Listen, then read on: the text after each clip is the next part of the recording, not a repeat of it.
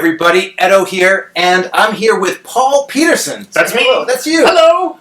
We're at Origins, actually in my hotel room, but I'm just tickled to be talking with Paul because I think your story's so awesome, and you've been designing for a long time. It's true. And we wanted to also... now I feel old. Well, just a little bit. Okay. But I wouldn't quite say old guard, mid guard. Midgard. But also wanted to give some thoughts and feedback on being at a show like Origins and as a designer at Origins. But Paul, I mean, if you could start just by telling everyone a little bit about how you got into the industry, because I think it's great because of sort of how low level you jumped in. That's true. No, right? It's totally true. And I mean, it's a similar story to what happens in the electronic world all the time. All the time. Like I came in through QA. Right, exactly. You start in QA, you learn how the games work, and pretty soon you're designing them, and then you move into game design in the electronic world. But that doesn't happen as much in board games, but that's kind of what happened with me. Right. Magic came out, so that dates me, like when I started all of this. Like Alpha came out, started playing it a lot. Back then we didn't have forums. That was not, the World Wide Web was not a thing then. All we had were Magic cards. All we had were Magic cards and a mailing list called Magic-L. Right. And that's where people would go and ask questions that Wizards would actually answer. They had a moderator on there, and they'd be like, "What does banding do? I don't understand." And the moderator would answer. And banding. And after a while, so I was on there, and I had questions of my own, and after a while, the sort of community there would made a bunch of canned responses and a bunch of things, because somebody new would come on and say, "What's banding?" And we'd just like pop up like, boom, here you go, here's banding. You were the guy that was like, "I can't stand all these questions. I'm just going to answer it for the people who don't have time to answer." That's exactly right. I mean, Wizards, the early days of Wizards, anybody knows is just crazy. The helpful troll. Yes, yeah, well, I don't think... Anyways, but so I was answering the questions so much on there that eventually the Wizards people were like, you know what, we are too busy making millions of dollars and printing cards and using up the printing resources of the entire world as fast as possible. Could you answer the questions? And so I became the moderator, basically, for Magic. And how did they pay you, sir? They paid me in Magic cards, which, if you think about the fact that at one point they just sent me a box of Legends, it was like a really good rate of pay for the amount of work I was doing in today's money, anyway. But just stop on that for a second, right? Fan of the game, really engaged, engaging the community, probably not being too offensive, vulgar, right? Having what had to have been a good communication responsiveness to do, and it got noticed. You got noticed, absolutely. Even at the smallest level. Even at the smallest level, and even just they noticed a fan that was helping them out and recognized it and rewarded it. Right, and so you're starting to do that for them for Magic cards. For Magic cards, and your pro job, your real job. My pro job is you're working in customer service for Microsoft. That's right. That's right. And so I guess they needed a customer service rep.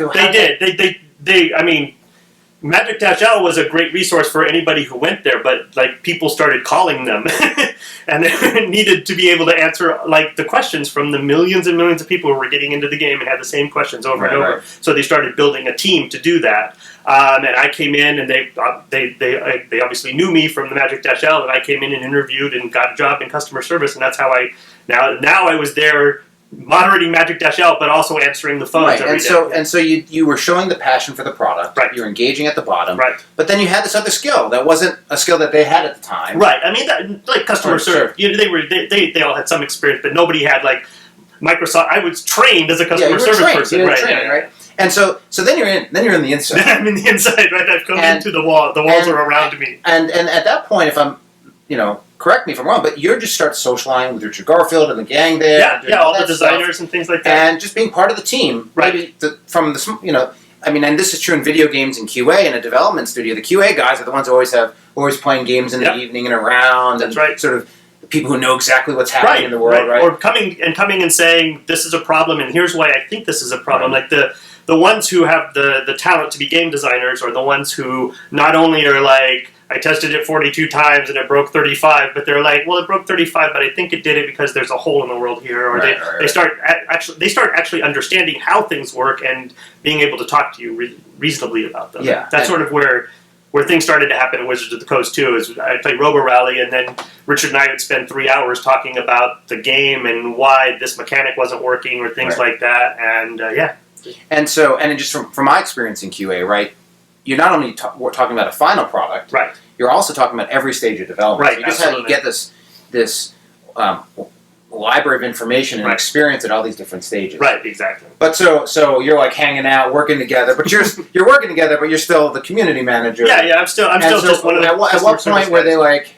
When did you get that tap? Like what happened? One day I was at work and Richard came over to my desk and he's like, "Do you have a minute, Paul? And we went to Peter's office and Peter was like, "I've been talking." Peter, with CEO. Peter Atkinson, the founder of Wizards of the Coast. Many people are Magic aficionados, but some might not. No, that's totally fine, totally reasonable. So Peter and Richard were like, we think that you have talents beyond being a customer service person, so we'd like you to come and be part of R&D, start working on Magic, working on Robo Rally and things like that. So awesome. And yes, I was the first one other than the original design team in R&D. So. So you're in there. You're working on Magic projects. Yep. I'm sure you worked on a bunch. Yep. And you're also working on the non-Magic stuff. Yeah, Jihad, Werewolf. Jihad. I took over when we rebranded it from Jihad to Vampire: The Eternal Struggle. Same game. Yes, exactly. Exactly the same game. Well, mostly the same game, but yeah. And so at some point in this mix, you make Guillotine. That's right. We went to lunch one day, and we just had a conference.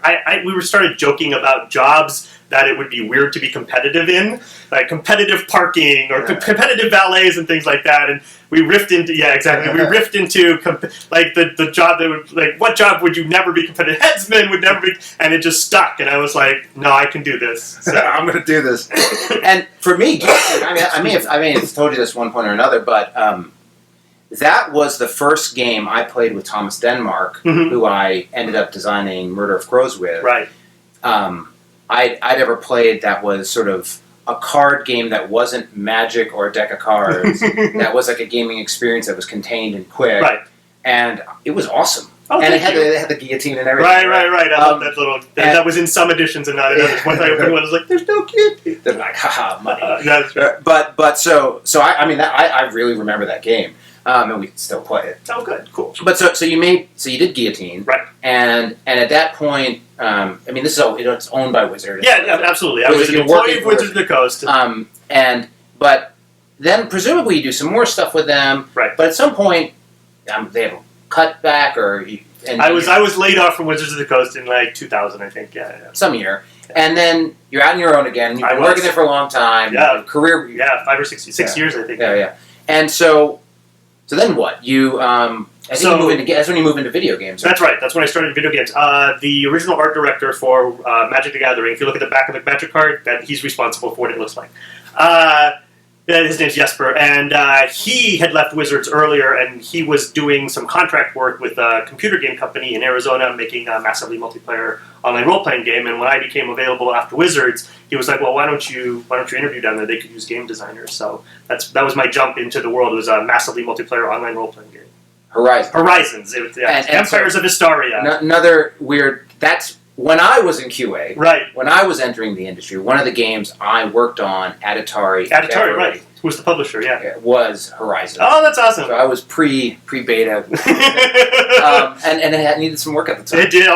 Yes. We did a lot of work. We tried to... we only had a 3-year cycle, start to finish, on an MMO. It's ridiculous. Okay, and so you work on that. Yep. But then at some point, you then move over to Hidden City Games, right? That's right. After that, we worked on that till it launched, and then they laid everybody off. And then I came back up to Seattle, moved back up to Seattle, and Jesper, who just worked with, had a really cool idea for a game that's a collectible game on poker chips. So if anybody was into the hobby industry in like 2003, 2004, they might remember Cloud coming out. And that was the game. Jesper had this great idea, and he needed another designer to help him put it together. And so he and I, and eventually Peter Atkinson, formed a company, Hidden City Games, to start putting that game out. And so you're all working together. This is sort of the old gang. People know each other. Yep. But at some point, that doesn't, that... You move on, or the company dries up, or whatever happens. I'm trying to get... No, move us forward. That's fine, yes. And then you're working in games again. Yep. And it dawns on you that you really miss and want to work on board games. Right, yeah. I mean, we were so busy with Cloud and the other games we were doing there that I wasn't really working on my own passion projects. Right. And so then when I left the hobby industry again, I'd had my taste again of the hobby industry and went back to electronic gaming, working on hidden object games for, downloadable games and eventually Facebook and things. I was like, I miss working on physical games so much. And this is in Seattle. This is in Seattle. And you start a design group. Yeah, yeah. And this is where pirates, zombies, ninjas, robots... Pirate, ninja, zombie, robots. Panzer. And some other games come together. Yep. But at this point, I mean, you have some connections, but this is your... And this is actually, after this long little story, getting us to what we're going to talk about at Origins, or being a designer at Origins, but you have some demos, some prototypes. Right. I've watched, at the time, Boyan Radakovich did an amazing video on how to pitch games, and I kind of knew him, but I watched his video, and he has so many amazing points in there. Plus, I know a lot of industry people from way back in the day, so they helped me put together my kits, like ready to be able to hand to them at the end of the pitch, and ready to and then we refined my pitches a little bit, and then right. And so you was it Gamma? Was it Origins? What it was the Gamma Trade Show, which is where manufacturers meet with retailers, which is sometimes a good place if a designer can get in there they have a lot of more free time because they aren't standing at a booth the whole time. Right. It's easy to get an appointment with them. Right. And so and you go there with you're now just some designer, just some designer, but you're a designer. You have some history, you have some games, you know some people, but you just have 3 games. I have 3 games ready to show to people. And one of them, Panzer, sort of rises up. What's that little story in a... So I bring the 3 games, and Mike Selenker is taking me around to all the people I don't know, and I'm setting up meetings with the people I do know to show them these games. And I'm pitching them around, and I'm pitching Panzer to people in my other games. And everybody's sort of a little interested in Panzer, because it's like the idea of the expandability, the instant expandability and things like that was very appealing to a lot of people. But I'm showing it to all these people, and one of the people I'm showing it to is John Zinser, who I actually knew really well from the Clout days. Like, we were business partners. AEG. We were business partners with them, putting Clout out, and so when I got in touch with him and was like, "You want to see some games?" He was like, "Yeah, sure, no, sure." And we met, and I showed him Panzer, and he, I could tell, I would show the game to people and they'd be interested in it, but then when I showed it to him, I could see the wheels start to turn, and the delight. He's sort of sitting on his hands, like... Yeah, exactly. So he got very excited about it, and I gave him a copy to take to play with his people at the show and stuff, and then he was calling me that night, basically, and talking to me about how interesting it was and how to move forward and things like that. So yeah, and so Smash Up, which I'm sure most people have heard of, is a hit. Yes, has expansion after expansion. I think we have 10 out now. More than most. Yeah. But you live in Seattle. I live in Seattle, and you're no rich man from this. No, not yet. Working on it, doing my best. 10 expansions is nice, but yeah. But as part of that though, you still have you're working during this period. You're still fully employed in games. Yeah, I worked at Game House, and then at Zynga, and then at PopCap. Yeah. Some interesting companies. Yes. We commented at another time. Those are interesting to me. And so you're starting to do more titles. There was Running with the Bulls. Yep. That was part of the Titans of Gaming. That was the Titans of Gaming. That was actually one of the first 3 I was pitching to people too. At the time, it was a very different game. But what was the third? The third was a little time travel game that's never really gone anywhere. I like some really...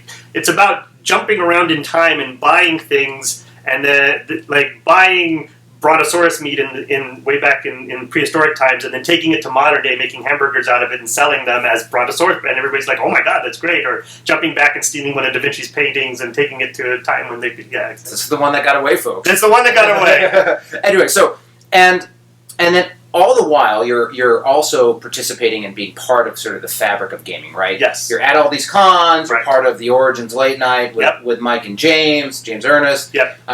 You judged Tabletop Deathmatch. I did. That's where we actually met the first time because I was on it.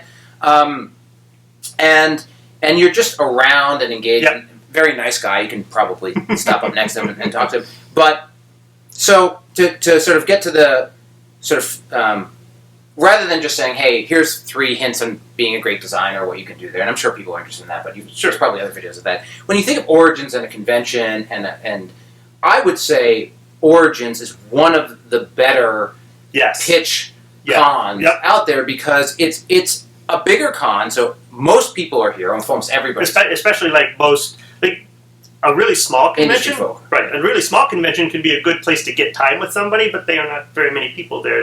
It's harder. They're only going to be there if they're local to the convention, most likely. But Origins, there's an exhibit hall full of people, full of companies to talk to. But at the same time, it's not like bursting out the scenes like Gen Con. Right. So they are not chained to their booth, selling things as fast as they can the whole time, like they are. Yeah, there's aren't. I mean, occasionally I'm sure there are a few announcements at Origins, but those are perhaps games that aren't their Gen Con announcement, but they want to get it out and things like that. More and more, like Origins has gotten bigger and bigger every year, so there are a lot more. But yes, and so people around available. You have a lot of each company, a lot of their team is here, so they can all sort of triangulate. Yep. And and it's an environment where you can stop and start talking to different publishers. Yes. Certainly, when you brought your games around, was it Mike that was sort of ushering you around? Mike was.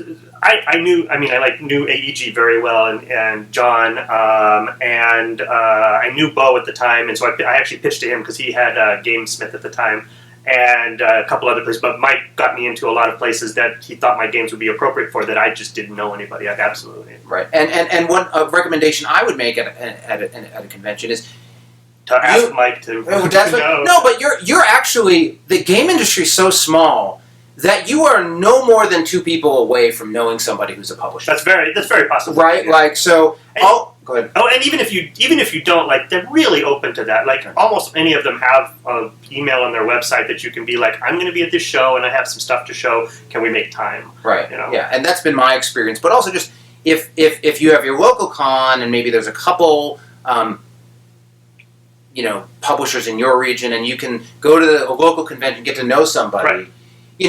You can meet them or see them, or just, or even if you bumped into me or somebody else and saying, "Hey, who do I go pitch to?" And then you're like, they look up, that's this guy, that's that guy, that's that guy. Hey, check it out. You know, right? And that's really a natural thing. And hopefully, you need to be able. If you can't ask somebody to introduce you to somebody, pitching's going to be a big leap. Yeah. Right? So. So and they're also really I pitched a game to Plaid Hat, and they really liked the game, but they were like, this is not in our wheelhouse, and they were like, I'm going to go talk to, at the time Zev was at Z-Man, I'm going to go talk to Zev, and I think it would be great for him to pitch to, and then I talked to them, but they were really everybody wants games to come out, and if they see a game, if you do pitch to somebody and they're like, it's not for us, but we might know who it's for, they're happy to be like. And I've seen that all the time. That sort of pass around when they want it. That never. No, of course not. When they want it, they start doing all sorts of things like, oh no, don't show that to anyone. No, you only have one copy. We'll take that. Yeah, that's right. Can I take this with me? But when they don't like it, but it seems like it's well put together or thoughtful or interesting, but not in their sort of wheelhouse. Right. I mean, so many for myself and other people, I've seen that sort of. Oh no, you should go talk to these guys. There he is. I'll grab him. Hey, check this out. I think there's that side commit. I don't know. Yeah. But so so let's talk about that package for a second. When you're preparing to pitch something. Yep. And it's prototype, not this isn't Kickstarter land. It isn't fully arted, but just paper, squares, type of prototype. What do you keep in mind when you're making that kit? What's a kit to you? That's a good question. The kit, there are a couple of things to keep in mind. One is you want it to be clean and nice, not handwritten on the cards. You print it out. Use Word to lay it out if that's what you have to do. But make everything look reasonable and decent, so that, because if they're squinting at the cards and things like that because they don't, or asking you what it actually says, then you're going to have problems from the get-go. Right. You want to create the nicest experience for them as possible. Right, and legibility, but just again, because there's a whole range of it, but just nicely printed white cards with clean squares and icons and text. Absolutely. You want to make a couple copies of it, and you want those copies to be something at the end of the pitch.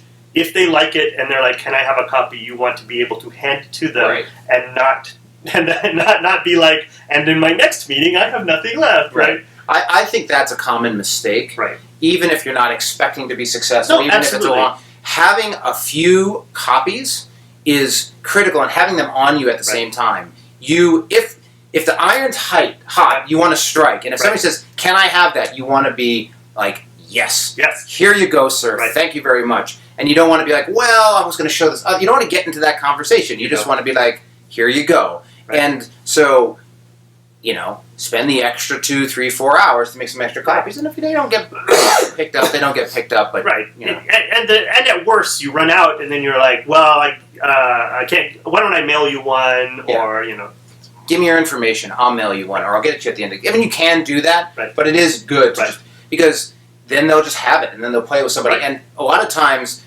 if there's some energy, they'll try to find you the next day and say, "Hey, can you play with?" I liked it, played this last night, or I need you to. Could you demo it to this person because I couldn't remember how this worked? Or, because you want that sort of pre-decision if possible. Then because afterwards it's all distant, the con's over, and then it's the paperwork. Then it's like, and you want the high to last as long as possible. To trail off into the point that they actually have to do work. Okay, so talking around, feel comfortable talking with each other, and maybe get somebody to help shoulder tap for you, so to speak. That's your kit. Right.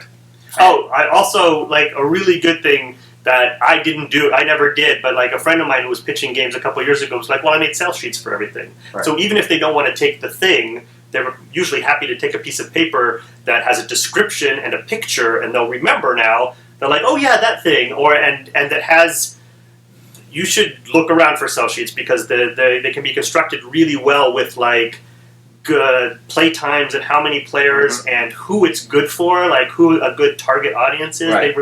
It just helps them. They look at it and they're like, oh yeah, that game for kids, that was, and it sets you, not apart per se, but it sets you in that, this guy or gal is serious. They're thinking about it not only as a game, but as a product. And I can imagine this. One thing I'll say as a recommendation, on Facebook groups and board game groups, there's an amazing willingness to help on sell sheets. I see all the time somebody's like, here's my sell sheet, can you help? And people flood with information. People see people just fixing it for people. I took it and I just reorganized it and here's how I would have done it. Well, you sold 12 games. I really want to know what you think. Of all things, I find feedback on a Kickstarter page and feedback on a sell sheet, because it's this reasonable small nugget. You can look at it quickly, be like, oh, look, here's 3 comments. Highly recommended, even if you've got it down to do that. So, kit, games, multiple copies. Sell sheet sell sheet or takeaway if you can. Practice your demo. Practice your demo. Get what you want your demo to be. You want your demo to be tiered. You want it to be. So when I came with my 3 games, what I said was, here are my 3 games. This is a game where you take different factions and you shuffle them together to create a deck, and that's how you deck build, and then you play the game. It's a territory control deck. It's a light territory game, and this is a very light card game where you're time travelers running around buying things in one period of time and selling them in another.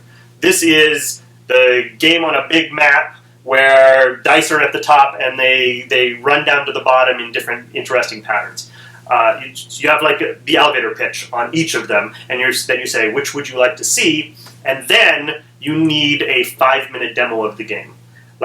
Get them, explain it quickly, just enough. You need to practice giving them just enough information so that you can get into the game and they can start moving pieces around within about 5 minutes. That elevator pitch, and I think people have heard the term elevator pitch. They get it. Maybe they don't have a good one, but they get it. But that 5-minute play where you're don't expect to have the time or interest in playing your whole game, especially in a bigger game. Know how you can set. You don't even have to start it at the beginning. Find the most interesting dynamic moments of your game and be able to showcase that quickly. And then they can play again. But you're hey, here's a setup board. We're playing in the middle. You have this, you have that. Here's what we're going to do. Makes a big difference. And on the elevator pitch, practicing's important, but I'm on camera all the time. I pitch all the time, but we were on camera, what was it, last night? And you asked me, or somebody asked me about legendary creatures, but it was this 4 people talking, it was a new scenario, I was a little, and I totally botched it. right? Like, and I was It's like easy sort to of do, rambling and so, one, don't beat yourself up too much if you botch an elevator pitch. Like everybody's friendly here, and like Yeah. they've heard these, and like the more markers they get that like you've got a clean sell sheet, you've got a nice demo product and things like that. Then if you're like botching your pitch a little bit, then, and so it's not going to sink you. Right. But to just you're gonna be in an uncomfortable situation. So when you're practicing your elevator pitch, don't just have it in front of you. Maybe do it in front of people who you don't know, or like play a game in between hands. Go over here and give it a go back. Right. Okay, elevator pitch, 5-minute play, kit, and the and Sell sheet. Yeah. Yep. Any other for pitching? Like the most important things are, like I said, you can like email and stuff. Just be respectful of their time, right? And they will feel that respect, and that'll help everything. And so, I know you get callbacks immediately, and you never have to worry about it. But so you've given the pitch just to close it out, right? You've given the pitch, they've taken, and they've expressed interest, or they've not expressed. If they want it, and you've given them their information, right? That's probably the end of it, unless you hear from them. If they've given you their information and say reach out to us or something, you definitely should. Yes. But if they've taken your game, they say they're interested. Right. How do you handle that sort of awkward, impatient, like I want to know? Excuse me. me. How do you pleasantly and properly follow up without becoming so annoying that they're like, this guy's crazy, I'm not dealing with this? How do you not become a stalker? Be respectful of their time, but make regular inquiries. Like if they take it, they'll probably give you a card. Like can I get your card or whatever, or how are we going to communicate about this?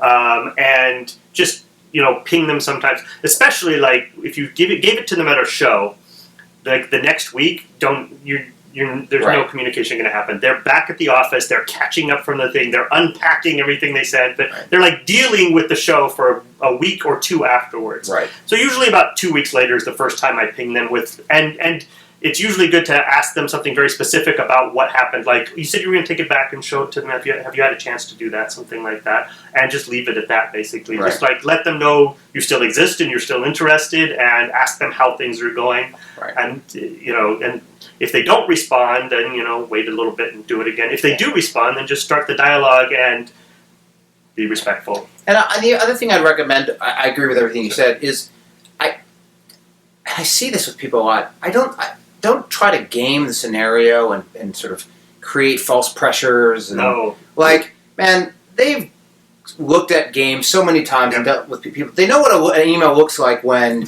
you're making up another deal. They know what it looks like when you're trying somebody else is interested in this, so I really need to you can follow up unless you're legitimately like, hey guys, I am now making final consideration over here. Yeah, absolutely. I just want to know. And it's really nice to do that a lot of times too, to be like, if it's real though, if it's real, to be like, especially if like a lot of times when I'm making these games and I'm pitching them, I have a good idea of homes I would like them to go to, and I'm always trying to make sure that everybody I really over communicate on things like this, and I'd be like, if it's the place I want to be the home, and I'm like, well, somebody else is making an offer here. How are we doing? What do you think about this? And things like that to sort of give it the best possible. And I don't think we're going to get into this video, but even after you've sent it and they're working it, then it still is a vacuum of space of development and communication to development and all that stuff. Yeah, I worked with a company. We gave them the game, and like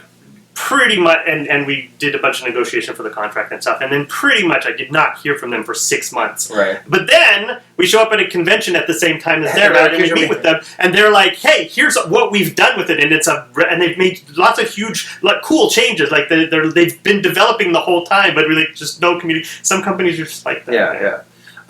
But so to close, thank you, Paul, for coming on. And Origins is a great convention to check out. Absolutely. And from small beginnings, right? From small beginnings, right? I mean, I'm serious, no, right? Absolutely. So, thanks a lot, and make some great games. Definitely, yeah. Bye.